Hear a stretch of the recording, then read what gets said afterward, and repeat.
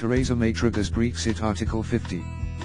UK Prime Minister Theresa May has triggered the formal two-year process of negotiations that will lead to Britain leaving the European Union, EU, after more than 40 years, in a process popularly known as Brexit. A letter invoking Article 50 of the Lisbon Treaty and officially notifying the EU of Britain's decision to withdraw from the bloc was hand-delivered to European Council President Donald Tusk in Brussels by British Ambassador to the EU Tim Barrow on Wednesday.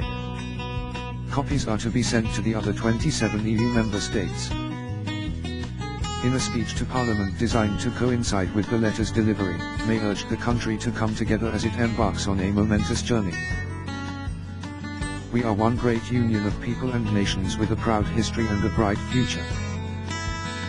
And, now that the decision has been made to leave the EU, it is time to come together, she said. May told MPs she wanted to represent every person in the UK, including EU nationals, in negotiations. The Prime Minister acknowledged there would be consequences to leaving, and she said the UK accepts it cannot cherry-pick, and stay in the single market without accepting free movement. EU Council President Donald Tusk said there was no reason to pretend this is a happy day. We already miss you, he said, adding there was nothing to win and that, now, the Brexit process was about damage control. Britain voted to leave the EU last June, after a campaign that divided the country. In a close result, 52% voted for Brexit, while 48% wanted to stay in the EU. Scotland and Northern Ireland voted overwhelmingly to remain in the EU, while England and Wales, with a much larger combined population, voted to leave. May spoke to key EU figures late on Tuesday including Tusk, German Chancellor Angela Merkel and European Commission President Jean-Claude Juncker. Juncker said his conversation had been good and instructive and that Britain would remain a close and committed ally. Al Jazeera's Barnaby Phillips, reporting from London, said May's speech attempted to strike a delicate balancing act. Throughout the speech, Theresa May is talking to two audiences simultaneously. She's talking to the audience across Europe, but she's also talking to a wide range of opinion in the country. She's trying to assuage the disappointment of the Remainers, but she's also trying to rein in some of the hardline Eurosceptic leavers, many of whom belong to her own party.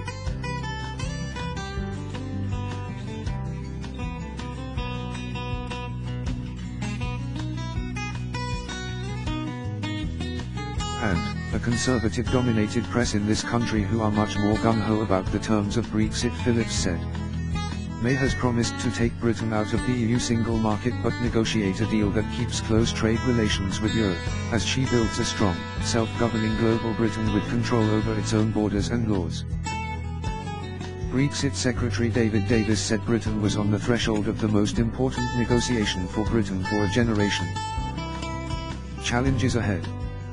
The British Parliament backed May's Article 50 plan earlier this month, after 6 weeks of debate. The EU is expected to issue a first response to Britain on Friday, followed by a summit of EU leaders on the 29th of April to adopt their own guidelines, meaning it could be weeks before formal talks start. Their priority is settling Britain's outstanding obligations, estimated between €55 and €60 billion, $59 billion and $65 billion, an early battle that could set the tone for the rest of the negotiations. Both sides have also said they are keen to resolve the status of more than 3 million European nationals living in Britain after Brexit, and 1 million British expats living in the EU. The two sides also want to ensure Brexit does not exacerbate tensions in Northern Ireland, the once troubled province that will become Britain's only hard border with the rest of the EU. Britain also wants to reach a new free trade agreement within the 2-year time frame, although it has conceded that a transitional deal might be necessary to allow Britain to adapt to its new reality. Many business leaders are deeply uneasy about May's decision to leave Europe's single market, a free trade area of 500 million people, fearing its impact on jobs and economic growth. The Brexit vote sent the pound plunging, although economic growth has been largely stable since then. On Tuesday, Scotland's semi-autonomous parliament backed a call by its nationalist government for a new referendum on independence before Brexit. Scotland's devolved administration is particularly concerned about leaving Europe's single market. The price May says must be paid to end mass immigration, a key voter concern. The Prime Minister rebutted the referendum request and has vowed to fight for a new relationship with Brussels that will leave Britain stronger and more united than before. The EU, too, is determined to preserve its own unity and has said any Brexit deal must not encourage other countries to follow Britain out the door. With the challenges ahead, there is a chance that negotiations will break down and Britain will be forced out of the EU without any deal in place. This could be damaging for both sides, by erecting trade barriers where none now exist as well as creating a huge legal uncertainty.